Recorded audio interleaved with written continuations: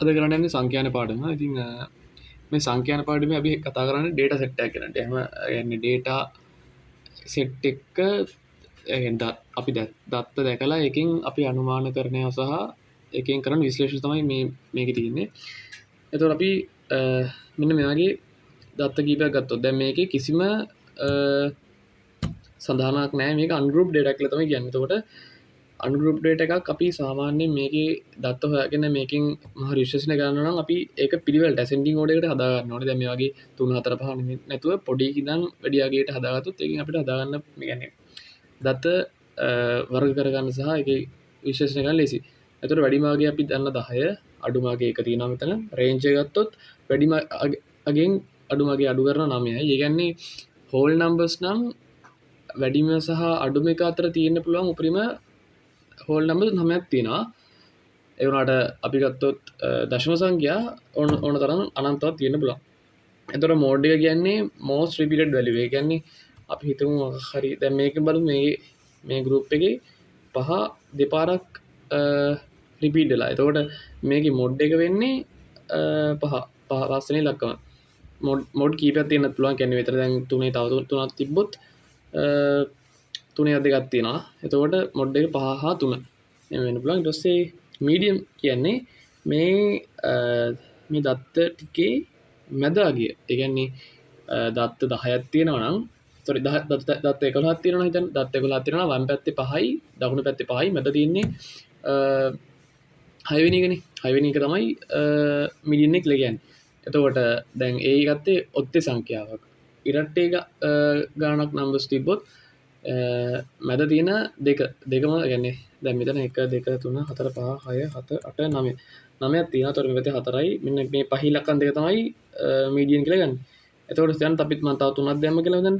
එතකොට මෙතන sorry ඉස්සෙල්ලා දැන් 3 දාන්න කලින් 1 2 3 4 5 6 7 8 9 ඉලක්ක 9ක් නේ. එතකොට මේ පැත්තෙන් 4යි මේ පැත්තෙන් 4යි මේ 4යි මේ 4යි අයින් කරොත් මැද විතර මෙන්න මේ 5 විතරයි. දැන් මම තව 3ක් දැම්මොත් 1 2 3 මෙතන 10ක් එනවා. 10ක් එද්දී 10 දෙකෙන් බෙදුවම 5යිනේ. එතකොට මම 5යි 6යි දෙකම ගන්න ඕනේ. මොකද මේ පැත්තෙන් 4ක් අයින් කරොත් මේ පැත්තෙන් 4ක් අයින් කරොත් මේ මැද පහේ දෙක තමයි ඉතුරු වෙන්නේ. එතකොට මේ දෙකම මීඩියන් එකට මීඩියන් එක බවට පත් වෙනවා. මීන් එක කියන්නේ අපි ඇවරේජ් එක කියන්නේ මේ ඔක්කොගේම එකතු කරලා මුළු තියෙන නම්බර්ස් ගන්න බෙදනවා. ඒ තමයි මීන් එක කියන්නේ. එතකොට මේ අපි කතා කරේ අන්ගෲප් ඩේටා එකක්. ඒ කියන්නේ අපි ඒ අගයන් වල ඒ නම්බර්ස් වල අගයන් දන්නවා. එතකොට අපි මේක ගැන තව ටිකක් කතා කරොත් අපිට පුළුවන් මේ රෝ ඩේටා නැත්නම් මේ normal numbers වර්ගීකරණය කරන්න යම් බවුන්ඩරිස් නැත්නම් ලිමිට්ස් සහ කියන්නේ පරාසයන් තුලට එක එක රේන්ජස් වලට මේක වෙන් කරන්න පුළුවන්. මේක අපි අන්ගෲප් ඩේටා තමයි මෙහෙම කරන්නේ. එතකොට දැන් අපි තමයි මෙතන මේ රේන්ජ් එකක් දීලා තිනවා. මේකේ වැඩිම එක තමයි 100. අඩුම එක බිඳුව. අඩුම බිඳුව තියෙනවා. එතකොට රේන්ජ් එක ගත්තොත් 100 රින බිඳුව. එතකොට නම්බර්ස් හෝල් නම්බර්ස් නම් 100ක් තියෙන්න පුළුවන්. දශම සංඛ්‍යා නම් අනන්තවත් තියෙන්න පුළුවන්. එතකොට කියන්නේ මම දැන් මේ මෙතන 100ක් තියෙනවානේ. එතකොට 100 මම ඉලක්කම් මම හිතන 100ක් තියෙනවා කියලා හිතලා මම ඒක ඉන්ටර්වල්ස් 10කට කඩනවා. 100 මම වර්ගීකරණය කරනවා ඉන්ටර්වල්ස් 10කට මට දත විශ්ලේෂණය කරන්න ලේසියි. එතකොට මට දෙවිදිහකට වෙන් කරගන්න පුළුවන්. දැන් බලන්න මෙතන 10 ඉඳන් 20 වෙනකම් ඉන්ටර්වල් එක. ඊට පස්සේ 20 ඉඳන් 30 වෙනකම් 30 ඉඳන් 40 වෙනකම්. ඒතර බලන්න දැන් මෙතන 20යි මෙතන 20යි අතර පරතරයක් නැහැ. ඒ කියන්නේ මෙතන 30 මෙතන 30. ඒතර පරතරයක් නැහැ. අපි ඒ වගේ එකට කියනවා ක්ලාස් බවුන්ඩරි කියලා. එතකොට මෙන්න මෙතන පේන තිය ඔයගොල්ලන්ට තියෙන්නේ 10 19 20 29. එතකොට 19 ඉඳන් 20ට එන්න ඒ කියන්නේ 19.5 කියලා આવොත් මෙතන දාන්න අගයක් නැහැනේ. එතකොට ඒ කියන්නේ 19.5 කියලා අගයක් આવොත් මේක ඉන්ටර්වල් එකකවත් නැහැ.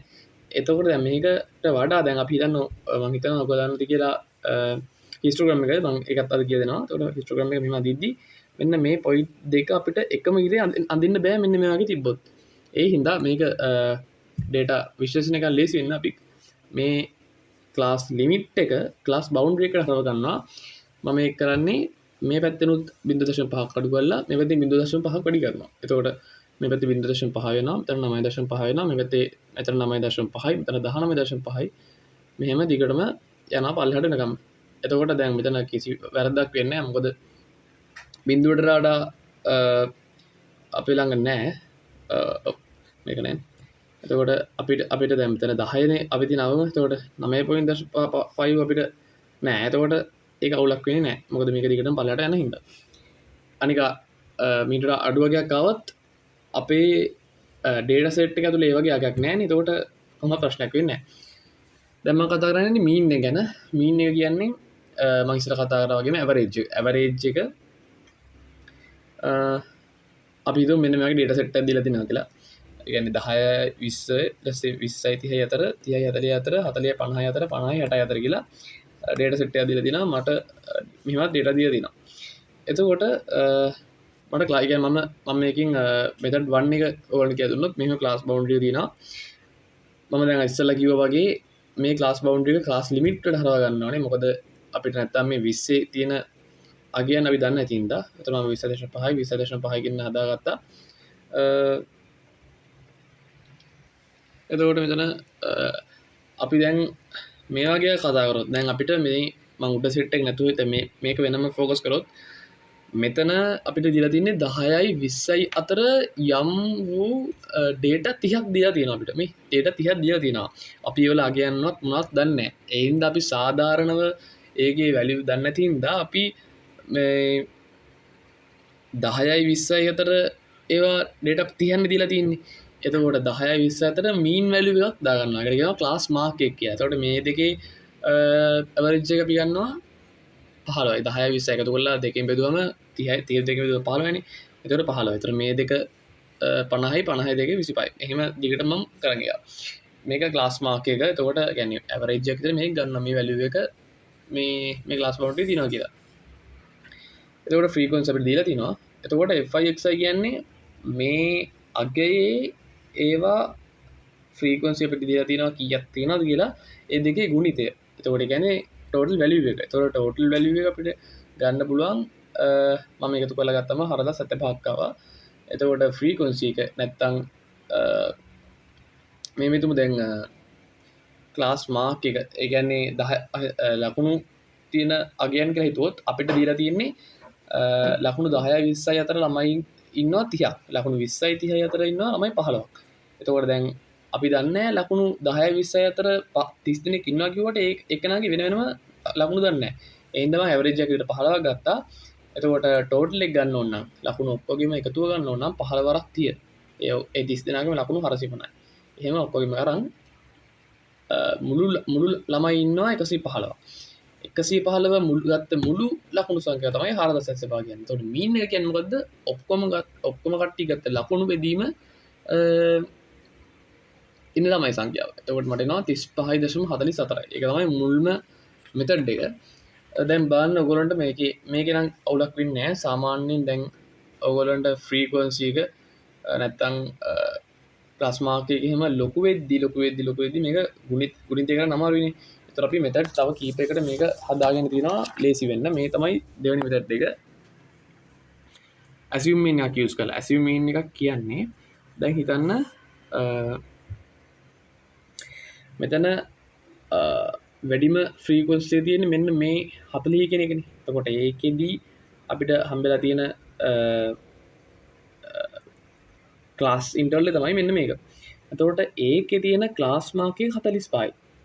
දැන් මම මෙන්න මේකට සාපේක්ෂව අනිත් ඒවා බලන්න වෙනම කොලම් එකක් දාගත්තා. මේකට තමයි assume mean කියන්නේ. දැන් يعني වැඩිම ෆ්‍රීකවන්සි එකේ තියෙන ක්ලාස් මාක් එක තමයි assume mean එක කියන්නේ. එතකොට දැන් ඒකෙදි බිඳුවනේ. ඒකෙදි බිඳුව. එතකොට ඉතින් يعني පල්ලෙහාට මෙතන 45න් 35ක් අඩු වෙලා. එතකොට 30යි. මෙන්න මේක තමයි ඩෙෆිනිෂන් එක. මේ yi equals xi කියන්නේ මේ ආගයන් ඒක අඩු කිරීම මෙන්න මේක. එතකොට දැන් මෙතන 35න් ඍණ 45 න් 10යි ඍණ 10යි ඍණ 20යි ඍණ 30යි. මෙතන 10ක එකතු වෙලා 45. එතකොට අපිට දැන් මේක තමයි වැඩි කරන්න තියෙන්නේ. දැන් අපි 900ක් කියනවා. බලන්න මේ වැඩි කිරීම බව අපිට ලේසිලා තියෙනවා. අර අපි assume mean එක use කරපින්දා. එතකොට fi yi කියන එක මට රින 1100ක් ආවා. ළමයි 115ම ඉන්නේ. එතකොට දැන් මම ගන්න පුළුවන් ඇවරේජ් එක ටෝටල් ලකුණු සංඛ්‍යාව විදිහින් මේක. එතකොට දැන් xi කියන්නේ මෙන්න මේක කියලා අපි මේවා කරන්නේ. එතකොට xi කියන්නේ මොකද්ද? yi ධන a. එතකොට මට ඒක මෙතන සබ්ජෙක්ට් ගන්න පුළුවන්. සබ්ජෙක්ට් එකේ මේකට ඒක සිම්ප්ලිෆයි කරන්න මෙතන දාන්න පුළුවන්. එතකොට මම මේක එකින් එක වර්ග මේ වැඩි කරොත් මෙන්න මෙහෙම මේකෙන් වැඩි වුණාම මේක එනවා. ඒකෙන් වැඩි වුණාම මේක එනවා. එතකොට අපි දන්නවා a ගේ ඉතින් කොහොමත් a විතරමනේ තියෙන්නේ. එතකොට මේක අපි ගණන් ගන්න නැහැ. මේකේ ආන්සර් එක ඒම තමයි. එතකොට මොකද ඒරට තියන්නේ එකගයක්. එතකොට කොන්ස්ටන්ට්. එතකොට මේක මෙහෙම තියෙනවා FI කියන්නේ මෙන්න මේක අපි ඒකෙන් මේක බෙදුවම මට ආවා ඍණ 9.56ක්. ඒ වගේම ඇසියුම් මීන් එක 45යි. ඒකෙන් අඩු කරාම 35.44යි. අර කලින් ආපු උත්තරෙම තමයි. තව විදියක් තියෙනවා අපි දැන් අර කරපු විදිහට ඇසියුම් මීන් එකම හොයලා මෙන්න මේක කරන්න පුළුවන් ක්ලාස් ෆිට් එක සමානවොත් විතරයි. දැන් මෙතන අපි දන්නවා අපිට 10න් 10න් අපි ගත්තේ 10යි 20යි අතර 20යි 30යි අතර. ඒ හැම එකක්ම 10යි 10 තමයි ලකුණු පන්ති පරාන්තර වල විඩ් එක තියෙන්නේ. එතකොට දැන් මම ඇසියුම් මීන් එක ගත්තම මම ඔයාලට කලින් ගත්ත එක පෙන්නන්නම්. දැන් බලන්න මේ ඔක්කොගෙම පොදු තියෙන දැන් මෙතන 0.10යි ඍණ 10යි ඍණ 20යි ඍණ 30යි. දැන් මට මේ බෙදන්න පුළුවන් 10න්. එතකොට මෙතන 1 ඍණ 1 ඍණ 2 ඍණ 3 එනවනේ. එතකොට එහෙම කරද්දී මට සුළු කිරීම තවත් පහසු වෙනවා. අන්න එහෙම හිතා මේ ඔක්කොම 10න් බෙදාගෙන ගියා. එතකොට ඍණ 3 ඍණ 2 ඍණ 1 ධන 1 එනවා. එතකොට මට ලේසියෙන්ම මේක වැඩි කරගන්න පුළුවන්. ඍණ 9යි ඍණ 30යි මෙහෙම වැඩි කරන් ගිහලා එකතු ආවා. මට එකතු ආවා ඍණ 110යි කියලා.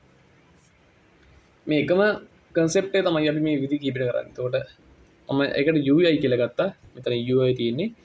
UI සමානයි අර ඉස්සෙල්ලා අපි ගත්ත කන්සෙප්ට් එක බෙදීම පන්ති පරාන්තරය.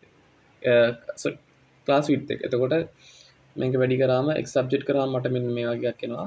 ඒක දානවා මෙතනට මීඩියන් කියන එකට. එතකොට මේක වැඩි කරාම a තනි වෙනවා. a 45යි. එතකොට C කියන්නේ 10යි මේ ඩේටා සෙට් එක හැටියට. මෙතන ඉතින් 110යි 115යි.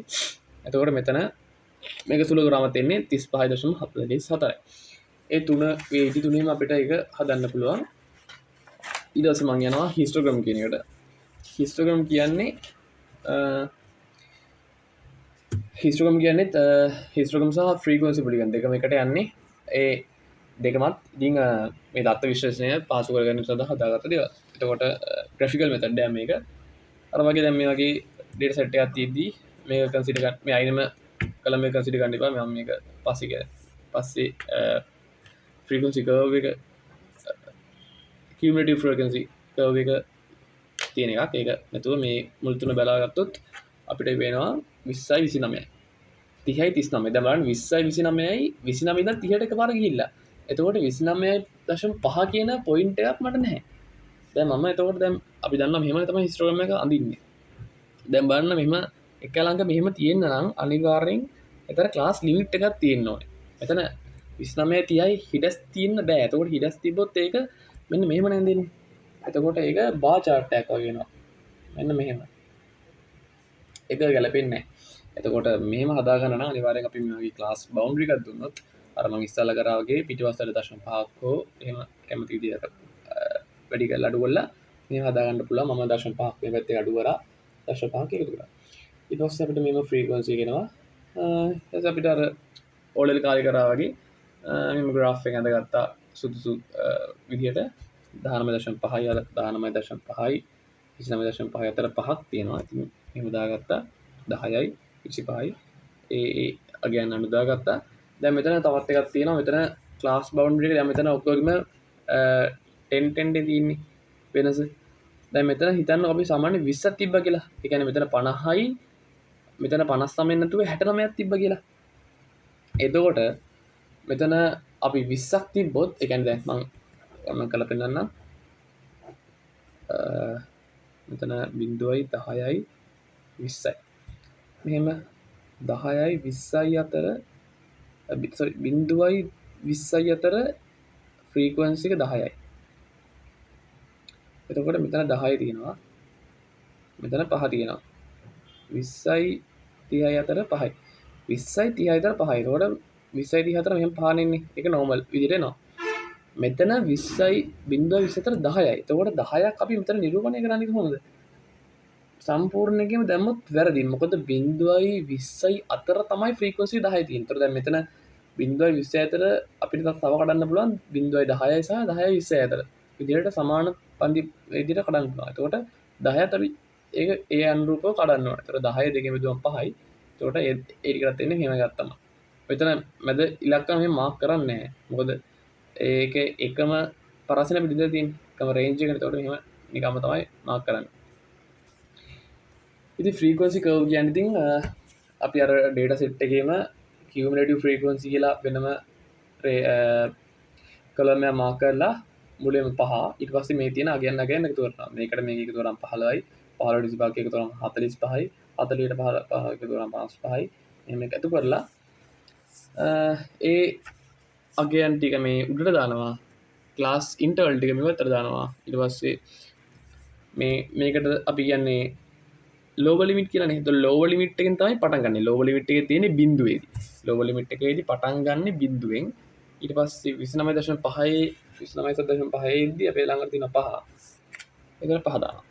අපි ඉන්නේ මෙහෙම මේක අඳිනවා. එතකොට මේක තමයි ෆ්‍රීකවන්සි කර්ව් කියන්නේ. අපිට සන්නේ මෝඩ් එක හොයන්න. දැන් මේ මෝඩ් එක හොයන්න සහ මෝඩ් මීඩියන් හොයන්න මේකේ සමීකරණ තියෙනවා. ඒවා එන අමාරු කියන්නේ කියන්නේ දැක්කම නිකන් පොඩ්ඩ අමාරුයි. කටපාඩම් කරන්නත් අමාරු. අනික කටපාඩම් කරන්න අවස්ථාවක් නැහැ මේකේ ලොජික් එක තියෙද්දි. දැන් හිතන්න මම අර කලින් මේ ටේබල් එකටම මේ ටේබල් එකේම මෝඩ් එක හොයනවා කියලා. මෝඩ් එක කියන්නේ මොකද්ද? වැඩි ගණනක් රිපීට් වෙලා තියෙන සංඛ්‍යාවනේ හොයන්න එකනේ. එතකොට දැන් ඒක හොයන්න ඕන නම් ඒක අපි තියනවා කියලා හිතනවා මේ 25 එන වැඩිම ෆ්‍රීකවන්සි එක තියෙන ඩේටා සෙට් එකේ. ඒකේ වැඩිම තියෙන එකේ අපි හිතනවා මේක තියනවා කියලා. එතකොට අපි එන්නේ ඒකයි ඒකේ දෙපැත්තේ විතරක් හිස්ටෝග්‍රෑම් එක ඇඳ ගන්නවා. දැන් ඒතර හිස්ටෝග්‍රෑම් එක ඇඳ ගන්න එක එහෙමනේ මේ තියෙන්නේ. 25 තියෙන්නේ 39.5යි 49.5යි අතර තියෙන එක. මේ තියෙන්නේ. ඒතර මෙන්න මේ ටික තමයි අපි ආය ඇඳ يعني ඒක ඇඳ ගන්න ඕනේ. එතකොට ඒක ඇඳගත්තට පස්සේ මට මෙන්න මේ වගේ තමයි එන්නේ. එතන උඩ 25 10යි 5යි. එතකොට අපිට මේක ජියෝමෙට්‍රි වලින් ගන්න පුළුවන්. දැන් හිතන්න දැන් අපිට ඕනේ මොඩ් එක අපි දැන් එකට තරක් ගන්න පුළුවන් මෙන්න මේකයි මැද හරි මැද්දෙන් ඇවරේජ් එක ගත්තොත් අපිට මොඩ් එක හොයන්න පුළුවන් කියලා. නෑ දැන් බලන්න මේ පැත්තේ දැන් අපි හිතුවොත් සෙන්ටර් ඔෆ් ග්‍රැවිටි අපි දන්නවා දෙකට එක අනුපාතයේ මෙතන බරවල් දෙකක් තිබ්බොත් ඒක බෙදෙන්නේ මෙන්න මේ වගේ පොයින්ට් එකකින් දෙකට එක අනුපාතින්නේ. ඒකේ සෙන්ටර් ඔෆ් ග්‍රැවිටි කියන්නේ. එතකොට මේක වගේ අපිට මෙහිම මාක් කරන්න පුළුවන් මේක මෙහෙම. එතකොට මෙන්න මේ වගේ පොයින්ට් එකකින් තමයි අපිට ගන්න පුළුවන් මෝඩ් එක යනවා කියලා කියන්නේ. වැඩිම සංඛ්‍යාව රිපීට් වෙලා තියෙන එක යනවා කියලා කියන්න පුළුවන්. එතකොට දැන් මෙතන ඔයාලට විශේෂතාවයක් පේන්න ඕනේ. මෙන්න මේක මේ මම හිතන පොයින්ට් එක B කියලා කිව්වොත් sorry මෙතන K කියලා කිව්වොත් AKBs and CKB triangles are equiangular triangles. පේනවනේ දැන් මෙතන මේ ඇන්ගල් එකට මෙතන ඇන්ගල් එක මේක ඇන්ගල් පේනවා. එතකොට දැන් මම තිරස් මෙහෙම එකක් ඇන්දොත් එතකොට මෙන්න මේ තිරස් මේ ත්‍රිකෝණේ මෙන්න මේකයි අර වගේම ඉක්විලි ඇන්ගල් එකකින්ද ඒ දෙකේ අනුපාතයත් සමාන වෙනවා. දැන් අපි මේකේ අනුපාත සමාන කරොත් අපි දන්නවා AB මෙන්න මේ ත්‍රිංගල AB CD ට දරන අනුපාතය සමාන වෙනවා මෙන්න මේ දුර අපි ගන්න ඕනොත් මේ තියෙන මොඩ් ඍණ මේකනේ මොඩ් ඍණ 39.5 බෙදීම 49.5 ඍණ මොඩ්. දැන් මේක අපි AB ගත්තොත් AB කියන්නේ 25 ඍණ 10 ඒ කියන්නේ 15යි. CD කියන්නේ 25 ඍණ 15 කියන්නේ 10යි. එතකොට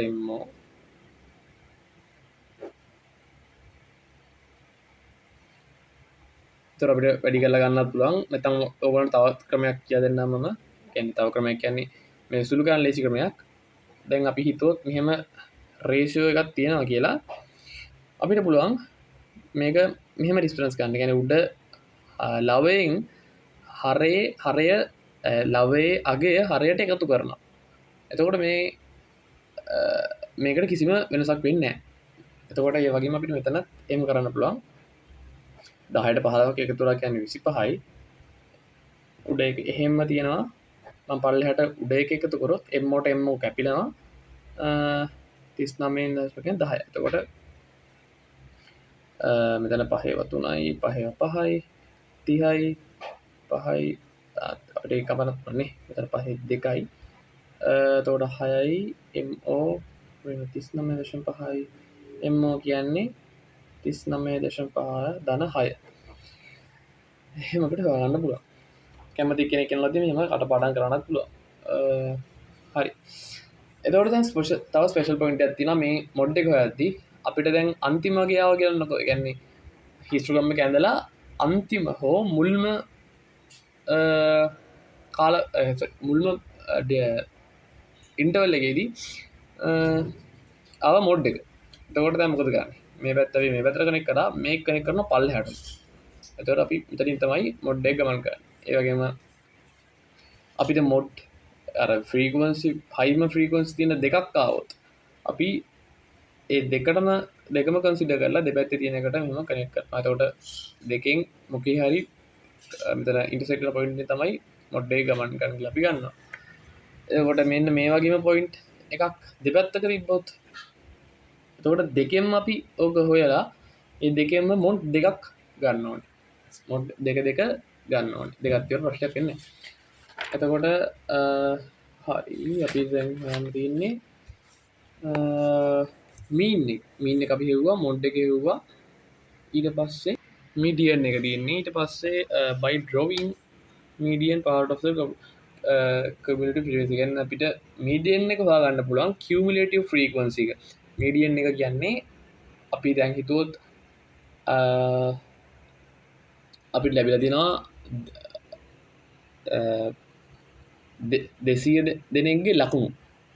එතකොට මට හොයාගන්න ඒක දැන් 200 දෙනාගේ එකේ ඉඳන් වැඩිම කියන්නේ අඩුවක ඉඳන් වැඩි එකට අපි එක පෙළ ගැස්සුවොත් ඒකේ මැද තියනාගේ මට හොයාගන්න ඕනේ.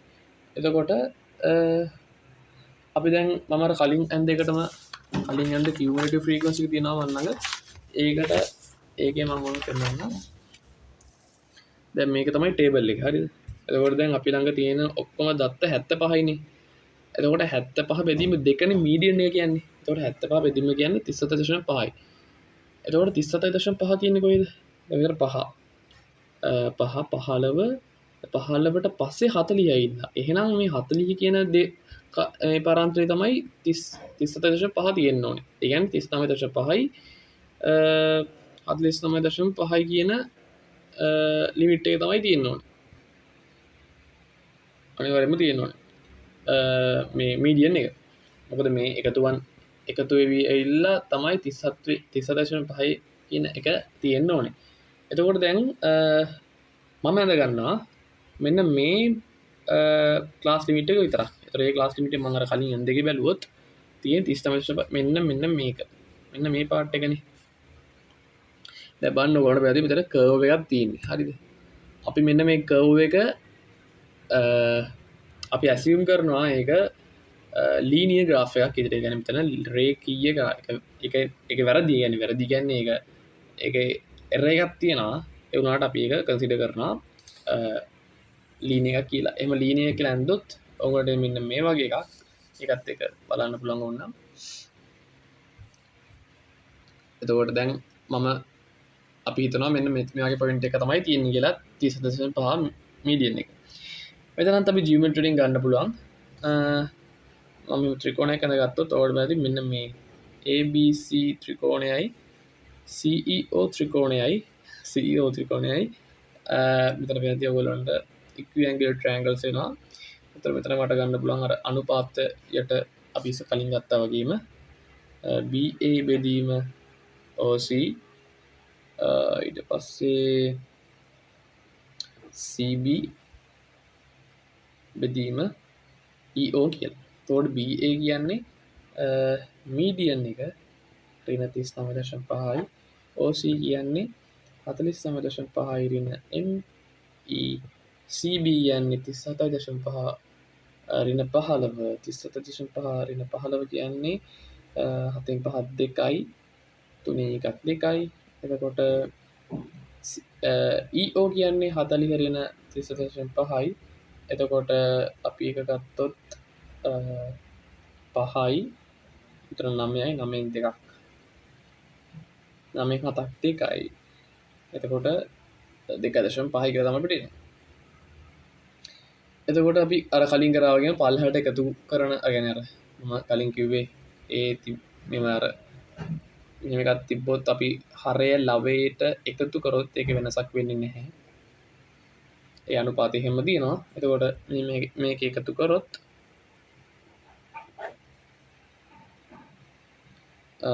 ඔගොල්ලෝට කැපෙනදී මේ ME ME කැපිලා යනවා. එතකොට 10ක් එනවා මෙතන. 22.5යි මේක එකතු කරොත් 2.5ක් 5යි 25ක් එනවනේ. 25යි. එතකොට මෙතන මම 10න් වැඩි කරොත් ඔයගොල්ලන්ට පේනදී 225යි. ඒ කියන්නේ 5යි මෙතන 5 4යි 45යි. ඔව් 4යි 45යි. එතකොට 9යි. එතකොට මෙතන මීඩියන් එක එන්නේ 9 තන මෙන්න මේක. ඒකටත් ඉක්වේෂන් එකක් දෙනවා. ඒක කටපාඩම් කරන්න කැමති නම් කටපාඩම් කරන්න. ඒක සිලබස් එකේ තියෙනවා. ඉතින් කැමති කට්ටිය ඒක කරන්නත් පුළුවන්. මේ විදිහට තමයි ලේසියෙන්ම මොකද කටපාඩම් කරන්න ඕන නැතිනම්. මේක තව පාර්ට් එකක් තියෙනවා. අපි ඒක පස්සේ ඩිස්කස් කරමු. ඔව් පස්සේ ඩිස්කස් කරමු. Thank you.